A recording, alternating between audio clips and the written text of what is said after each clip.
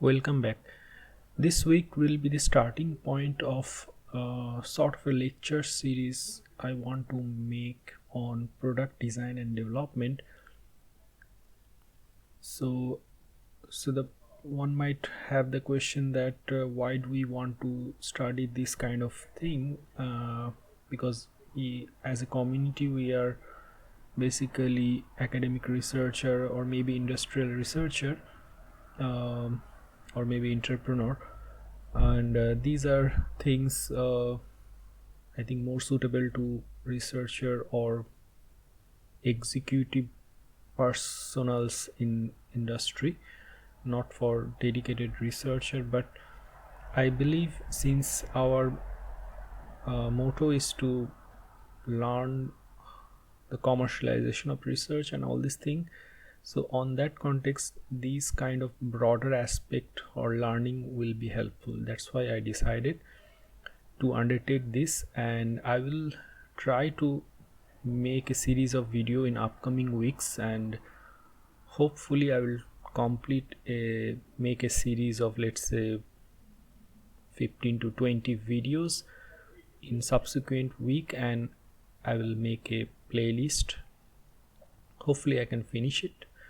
So yeah, that's it. Let's get started then. So first question, very basic one, is what is product? So in a generalized definition will be a product is something sold by an enterprise to its customers. Now from our perspective, we are basically somewhere in the value chain of making products. So we are doing research, and basically those research, and specifically we are doing applied science research. So technically those are all supposed to be used in making some product actually, or if not, but creating some knowledge base to make the product actually. Although in an academic environment, to have the feeling that you are part of that processing chain, if not directly but even indirectly, is that feeling is not there in the academic environment. It cannot be generated. But yeah, you can read it, and you can always say, if someone asks that what is the value of your research and all this thing, then you can know that you can say this, maybe something like, this will be used in these ways and all these things. So that's okay. I'm not really saying anything bad about it. So we all have a choice in our professional career that we want to do this thing, we want to focus on this thing. But the point is, the reason I'm doing this lecture series is because we want to understand more about this value chain, and that only can be understood through studying this subject. And basically this subject is like directly for a professional who is working in a company and the R&D team inside the company. So when we see the product development as a problem, it's actually not just a single problem, but it's a multidisciplinary problem which involves solving marketing problems, solving design problems, solving manufacturing problem, and then various other things. But these three are the three big pillars of product development that needed to be understood.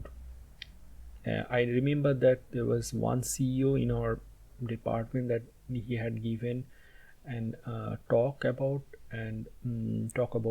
some technology and his startup and what he was doing with his team and all this thing, which is basically making a molten salt reactor, and all this thing. Not exactly like physically, I will say, but I think it's more about research and R&D and all these things. So he was showing a lot of things there, and more importantly, what I remember is that he was showing that there are a lot of members in the team, and each of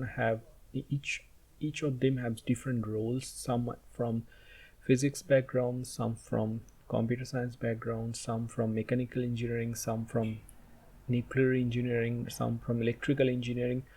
All diverse kind of people come together, and he's, as a CEO, who he also is actually PhD and had a professional career before, but now he is a CEO, and his job is to do the executive job, manage things, and from our perspective we think that what is CEO do and all this thing, but after the talk we realized that I at least realized, I mean, of course, everyone must have realized that it's not really a CEO's job is not really uh, not that um, unimportant actually. That's frankly speaking, there's a lot of thing, and in high technology spaces I think CEO should be from technical background. I mean, he or she should have some engineering or science background maybe.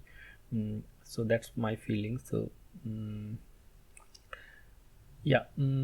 Yeah, so when we say product, so basically by made by enterprise, so of course for a non sorry for profit organization, they want to make profit out of it. That's the whole point of making the product. And but the point is, the profitability of the product depend upon various factors. And yeah. So the first factor is product quality. How good is the product resulting from the development effort? Does it satisfy customer needs? Is it robust and reliable? Product quality is ultimately reflected in market share and the price that customers are willing to pay. So that's the first thing. And then another part of another aspect which determine the product um, profitability is product cost. What is the manufacturing cost of the product? This cost includes spending on capital equipment and tooling, as well as the incremental cost of producing each unit of the product. Product cost determines how much profit accrues to the firm for a particular sales volume and a particular sales price. Then comes development time. So I think let's segment this two part. I mean, first of all, for the development of the product you need to invest large amount of money, and that investment goes into the human resource as well as the prototype making and etc. So that is the first stage of investment. And then after coming up with a successful or a reliable prototype that this may be successful and all this thing, all are having an unanimous decision that this will be the final product, then it goes to the market, and I mean it goes to manufacturing, all this. And so that from there on, there is different kind of I mean investment needed. So you can divide these two investment in two parts actually. So but then development time, in the product development time when the R&D is happening, that also is important for the profitability. And one might ask that why it should be. So the how quickly did the team complete the product development effort? Development time determines how responsive the firm can be to competitive forces and to technological development, as well as how quickly the firm receives the economic return from the team's effort. So it's not like you are alone. It's not like people will wait for forever for your product or something. Like if you are not doing it, there are competitor in the market, they will do it, they will deliver it, and they will carve the profit or the scope, business scope. So they will take the business of scope, and then finally development capacity. Development cost is also important. How much did the firm have to spend to develop the product? Developing cost is usually a significant fraction of the investment required to achieve the profit. So that's the first part of the investment, where you need to hire a team, not hire, but if you are in big organization, then you already have supposed to have an R&D team, so they will be, but then they are working on that product for, let's say, long time, and so you need basically their salary is also investment into making the product. So that's what I'm trying to say. Finally, development capacity. Are the team and the firm better able to develop future products as a result of their experience with a product development project? Development capability is an asset for the firm can use to develop products more effectively and economically in the future. So that's also part of the competition. So that's why big companies, they always are in the process of hiring talented people, so because they know their success depend on these people's talent actually. Of course other things comes into the picture, like the digital as well as physical infrastructure, the factories and the executive bodies and these various structures, how efficiently it works and all this thing. But then to start with, in the start of the value chain, it's actually the team, the R&D team, that means the engineers, sorry, engineers, scientists, marketing professionals. Those are also important because they are the first person to recognize what are the scopes of new product actually. It's not actually the engineers, because engineers or scientists are actually living in a more of an insulated space. I'm not saying there are uh, I saw like a lot of engineer and scientists who are good in marketing, not like marketing word maybe for us actually looks very mm, low for us maybe, but it's not actually. Believe me, there is a lot of aspect of marketing which maybe even the scientists or engineers are more will be interested. For give you an example, that even attending a conference and talking to people, that's also part of a marketing, because there you are trying to cater the understanding, what the people need, and etc etc. Now so who designs and develops the product? So that's a simple question that we have, and I think we should have a very direct answer to that. And product development is an interdisciplinary activity requiring contributions from nearly all functions of a firm, and that's true actually. But however, three functions are almost always central to the product development project, and that's the marketing team, design team, and manufacturing team.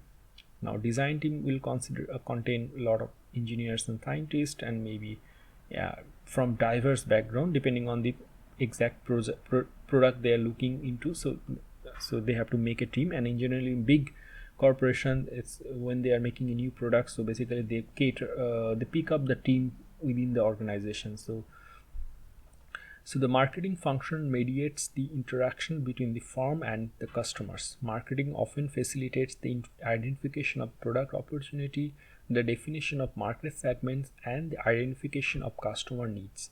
Marketing also typically arranges for communication between the firm and its customers, sets targets, prices, and oversees the launch and promotion of the product. These are very important. They are the basically contact points, between customers and the organization. Design function plays the design team plays the lead role in defining the physical form of the product to best meet customer needs.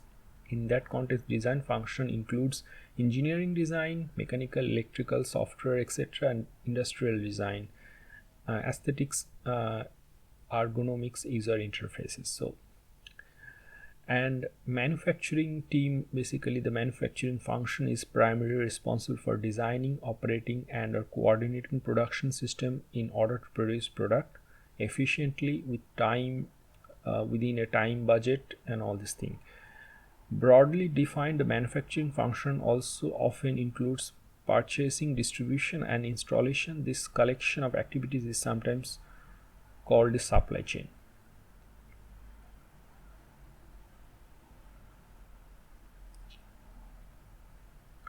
Now, so rarely a product development by a single, no product is developed by a single individual. It's very rare phenomena. I mean, we might think in from our school that this thing is developed invented by this person and etc. But that's the old age thing. Now things happen in a more interdisciplinary and team, done by teams actually, and because there is a specific reason for that, because the technologies now are way more complex than what used to be in, let's say, 100 or 200 years ago. In 200 years ago, 100 years ago, there are a lot of scopes and people can invent things here and there.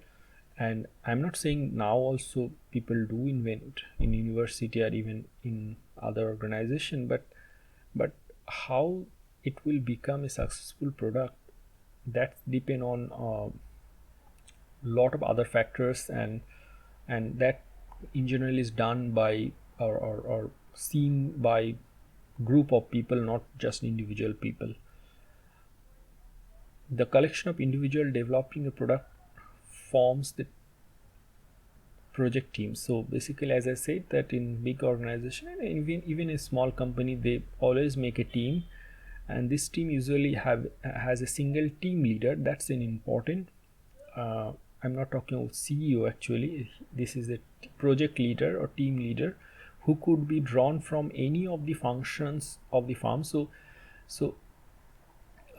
he doesn't need to be basically expert on all the facet, like manufacturing and maybe marketing and design and science and engineering, all these things, because in general that kind of an ideal person in general never exists. So in general these are the people who are more senior people, so they took the leadership role for the project that they are planning maybe for 1 year or 5 year or 10 years. This team usually has a single team leader who could be drawn from any of the function of the firm. The team can be thought of as a consisting of a core team and extended team. This is important.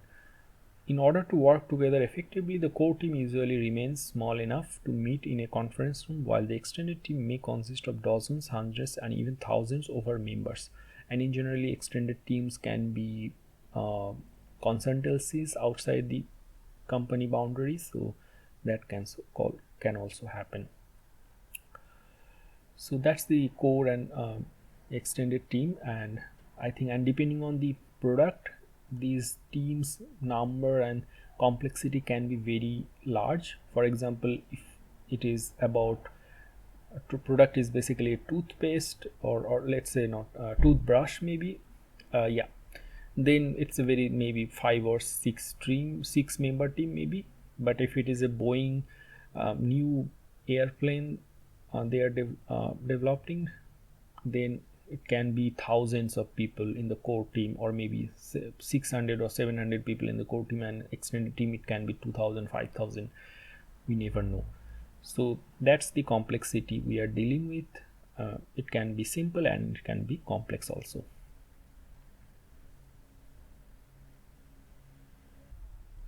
Here you can see a structure of a core team and extended team of for a electromechanical product.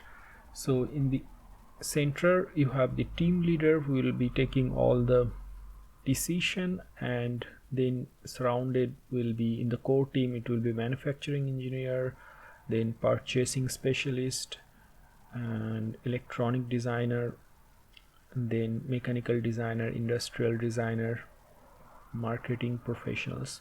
So marketing professional peoples are, I believe, are very much important, and then manufacturing and mechanical manufacturing will come later, and I think it will start with the marketing professional, and then the engineers, mechanical electronics engineers, and in the initial phase the industrial designer will play more of an not the main role, because they will come later, but they will be in the part of the team, because they have to see through that whatever happening is according to a certain constraint, because they know that if certain thing certain decision from the electronics engineer is something which, if they think is not scalable to, let's say, real product, then they will say that, make a call that this is a thing. So they they will do that indirect consultancy kind of thing, I will say. Yeah, and I think it's all depends on the product itself also. So depending on the product, the various function teams or sub teams will have different roles to play, different priority, and different times they can play the role. And then of course in the extended team, even it can be sales, finance, and legal, and various things. And even, let's say, in legal case, one example I can think of is that, okay, so if a company, so they are making a product and all this thing, and if they see that that certain design or certain innovation they are doing is needed to be protected, then the legal team needed to be informed that we are looking to, we must apply for a patent or at least a trademark or something similar to that. So then legal team will play into the picture, and then purchasing specialist will be like basically the raw material that needed to be bought, so they will take care of that. And a lot of thing comes into the picture, like even looking into the raw material, like now raw material now doesn't mean that I'm talking about some ore in some mines and all this thing, not that. In product development, basically all products are actually made of some raw material which will be actually product of some other companies actually. So in a toothbrush, it's not like toothbrush there or let's talk about, let's say, bigger complex thing, maybe a Boeing plane. So I'm sure that that not all the components are basically made in Boeing, the company Boeing itself. So they maybe are ordering the wing design to some other company, maybe, or if maybe they are doing wings design, but then the component of various parts of the wings they are purchasing from other companies. So, and I think the ideal example will be the car, where basically car manufacturing is basically is like a shopping that you do at various shops and buy maybe engine from here, or the design or the front panel, or maybe the windows from there. So in that cases, the purchasing specialist plays a big role there. So you can see how complex it can be. Now we discussed a little bit ago about the profitability and all this thing, and there I said that you can divide the investment into the prototyping phase or the design and development, where you need to invest into human resource and hire people, or if pick up people from in your own organization, and basically you are paying salary, so that's also investment there, and that goes into the so-called product development investment. And then of course the second stage of after prototyping, you go for mass production and all these things. So cost depends on number of people in the so that's the point, number of people, how many people you are considering in the project team, and time for the development, because if it is taking, let's say, 1 year, and if it is taking 5 years, then of course you have to pay more salary there. And then of course the prototyping, and depending on that, what are the equipments, that new equipments you are buying, and etc etc. Yeah, so in that context you can reduce your cost by choosing maybe additive manufacturing, 3D printing, so because that will give you more simple option, or more very fast option of prototyping and also. Although depending on the product, it cannot be additive manufacturing, it can be conventional manufacturing also. So here in the figure you can see there are 5 products we are talking about, Bailey 5 ice cream scoop, simple product, Avatec avalanche probe, iRobot Romba vacuum cleaner, Tesla Model S automobile, and famous Boeing 787 aircraft. And first thing you notice, the development time. So in the case of Boeing, it's 7 years. So, and in case of Tesla Model S automobile, it's 4 year, and even in case of a ice cream scoop, it is 1 year actually. Just imagine.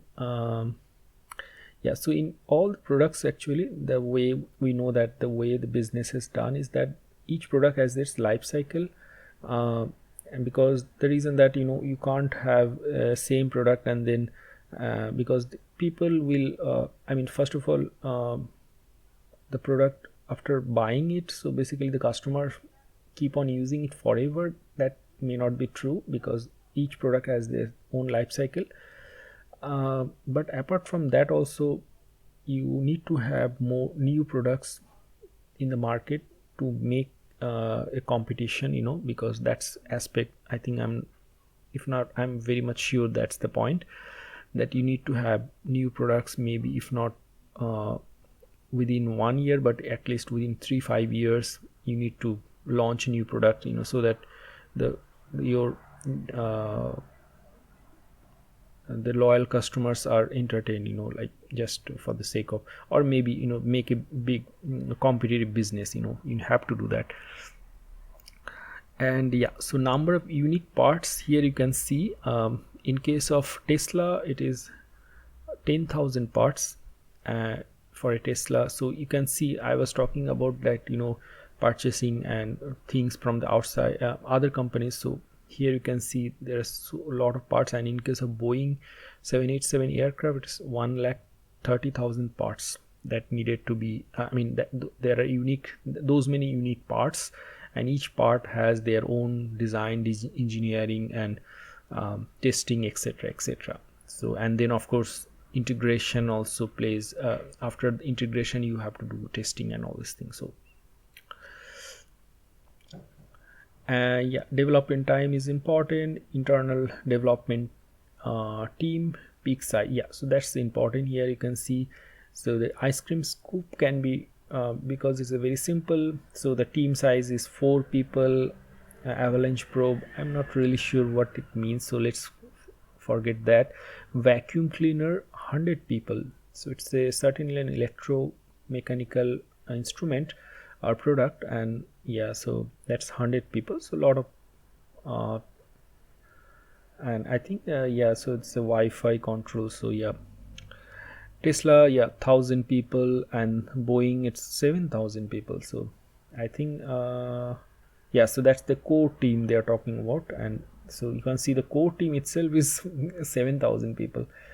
Yeah, that's the external development team. And I think in this context you can say for sure that having an executive structure is important when you have a big corporation. But when the company size is small, or it's like the R&D team is like the 10 people at best, and then you don't need exactly the dedicated management professional to manage the teams. In those cases, the CEO can be just the one of the member of the R&D team who maybe have background in just engineering on science. So that's my feeling. And on the other hand, external development team, in case of Boeing it's 10,000 people, in case of Tesla it's same as the internal team, 1,000 people, and yeah, in other cases you can see. Yeah, so development cost of a Boeing 787 is 15 billion, and the production investment is 15 million. So it's the same actually. That means, so there, I think this is a single unit. I'm not really sure. Not most probably not single unit, because this can't be that much price. Yeah. So, but still you can see that making the product itself is big investment is needed. Yeah. So even in case of a ice cream scoop they are making, so development cost is 100,000 and production is less actually compared to that. In case of a vacuum cleaner, is $50 million is invested in the development cost, and then only 10 million is in the investment. So you can see that how much money is needed. In case of Tesla, it's same, 500 million in the development cost and production investment 500 million. So basically that's the level of money that needed in the development. So because in generally we might have the prior notion that it's not really expensive, it's just you hire some people and you are giving salary and etc etc, but then there are a lot of other things, and depending on the complexity of the product, it can be long range of huge people and some consultancies you have to do hire and all these things. So that's a good thing we learned here actually. Now, what are the challenges in product development? One might think that if you have the right talents and a sufficient amount of investment, and then you are bound to be successful, and all this thing. But it's not actually. Even if you have a talented team and they have all the resources, human as well as the financial resources, but then there is no guarantee that the product will be successful. Yeah, you can reduce this risk and all this thing, but and the reason for that is actually the complexity of the problem, the multidisciplinary problem of the solving the marketing problem, and then of course design as well as manufacturing and all this thing. And of course there is competitors, so they will be also competing with you on the price point and the quality and etc. So few points to take is why these are challenging, and we saw that a lot of products in by various well-known companies goes failed. Fail. For example, in India actually.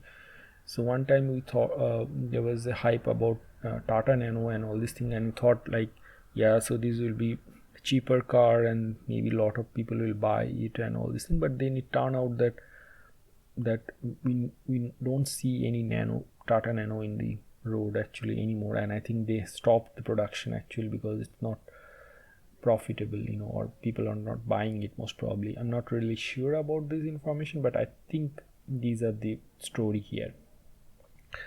So the first challenge is trade-off. An airplane can be made lighter, but this action will probably increase the manufacturing cost.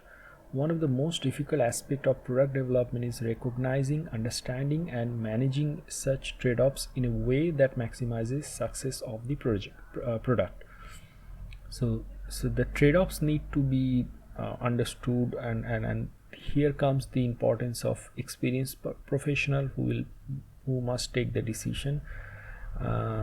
Experience comes handy here, but still the complexity of the trade-offs and the multiplicity of the trade-offs can be way more complex than one can fathom, and there are a lot of subjectivity I think in the marketing segment there is a lot of subjectivity plays into the picture.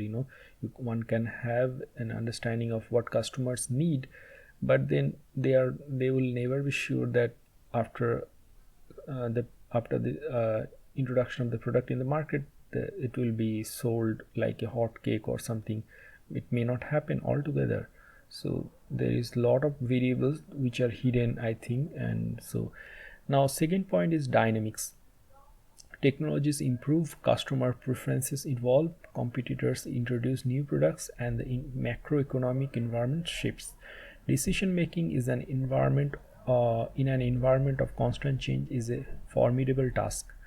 Now we know that why these big corporations they pay huge amount of money to the executive bodies, even the CEO and all this thing. Yeah, of course there are a lot of things into that about high valuation maybe etc etc, but then there is a genuine story into that also, like because we can see that it's a very complex thing, and they are in the position to make right calls, and so they are hired for the job because they have a track record of, let's say, taking the right call actually. So and yeah, details the choice between using screws or snap bits to the enclosure of a computer can have economic implication of millions of dollars. Developing a product of even modest complexity may require thousands of such decisions. So we can see here that yeah, a lot of thing comes into the picture, and I think as an academic researcher we don't care, like, I'm not talking about exactly product, but even let's say we are building an instrument, so we don't care about, let's say, how it looks or something like that. But then when you try to work on a product development team, then all things comes into the picture. So it's not just the innovation or the invention that is important, but then there are other problems, small process reforms that you have to do, innovation, process innovation, small innovation they have to do, and you have to take calls and take decisions depending on that, and hope that it will be successful. Time pressure. Any of these difficulties would be easily manageable by itself given plenty of time, but the product development decision must usually be made quickly and without complete information, because there is always competition. Your competitors are making similar kind of product, and you need to who will basically go into the market first. There is always a competition. Economics. Developing, producing, and marketing a new product require large investment. To earn a reasonable return in this investment, the resulting product must be both appealing to customers and relatively inexpensive to produce. So that's I think one of the important factor here also.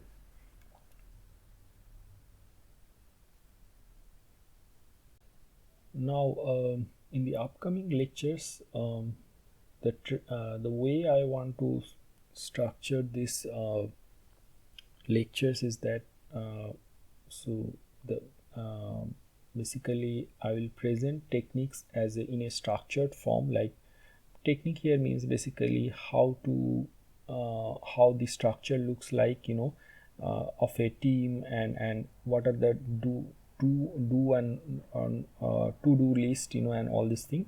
So the structured method is a is valuable for three reasons. First, they make the decision process explicit, allowing everyone on the team to understand the decision rationale and reducing the possibility of moving forward with unsupported decisions.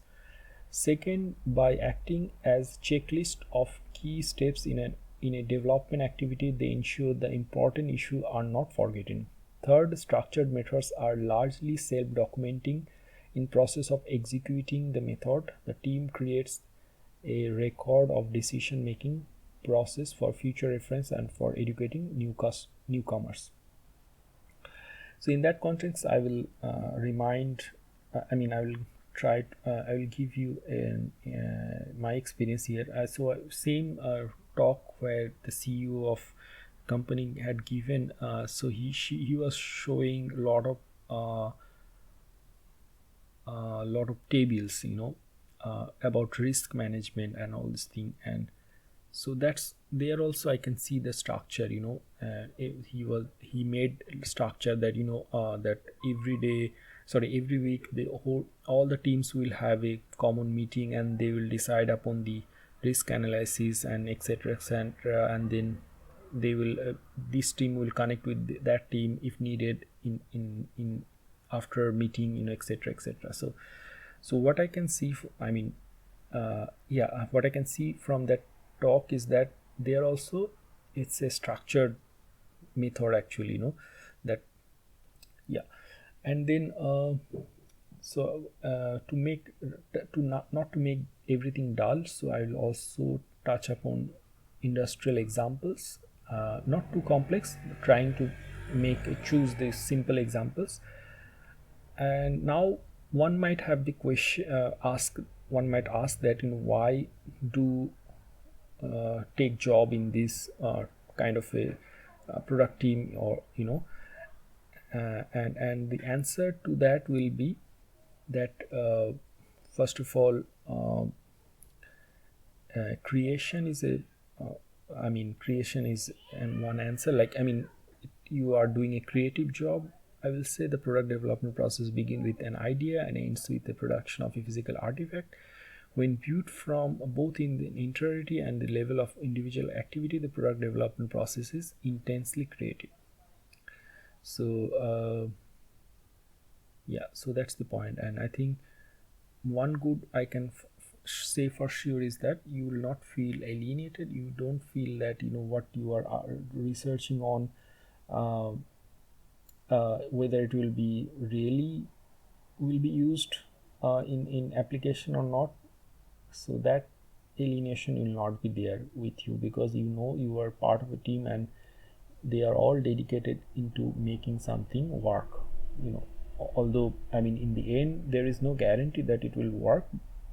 People will accept it, but then the money and all the resources are on stake for that actually. So you have to understand that satisfaction of social and individual needs. So that's obviously here. You have all the thing, that what you are making will be used in the society. Team diversity. This is a very good example where you can really enrich yourself into good experiences, that in how things work and etc. Successful development require many different skills and talents. As a result, development teams involve people with wide range of different training, experience, perspective, and personality. And from there you can really enrich yourself into. You can get a lot of exposure actually. Team spirit. Product development teams are often highly motivated or cooperative groups. The team members may be co-located, but so they can focus on their collective energy and creating the product.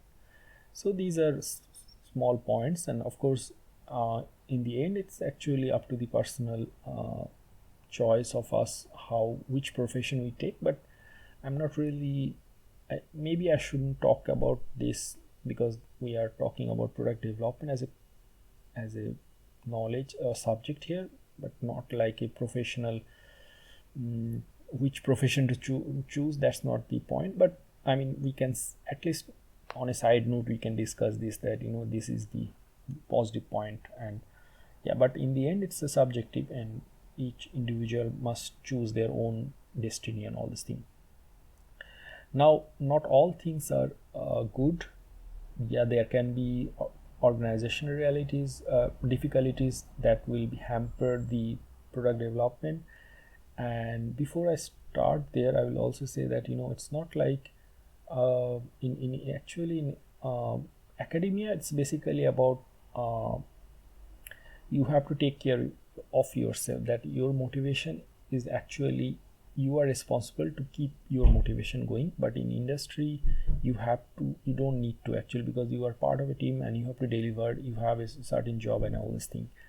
That's the difference. But in academia you can do your own thing, that's the point. But industry will never be able to do that, because it's actually the executive body. They will decide which things to do and where to focus the research and all these things. So that's the point. Now so it's not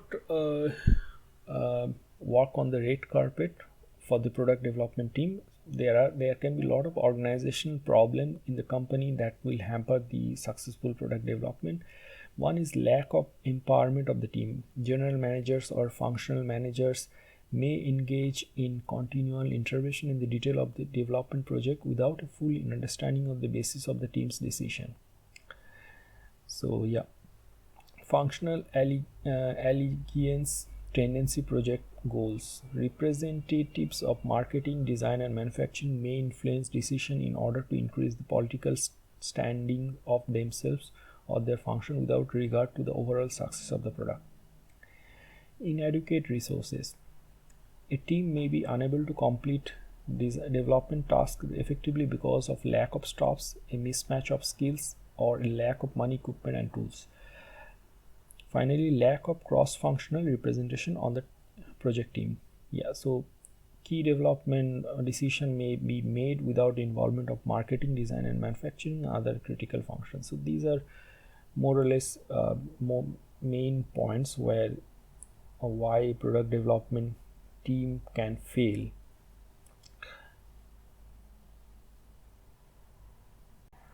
Finally, this is the book from where I'm making this lecture, and the link is also given. You can download it in the description, it is given. So that's it about the video. See you in the next video, and hope I can carry on with these lectures. So yeah, bye bye.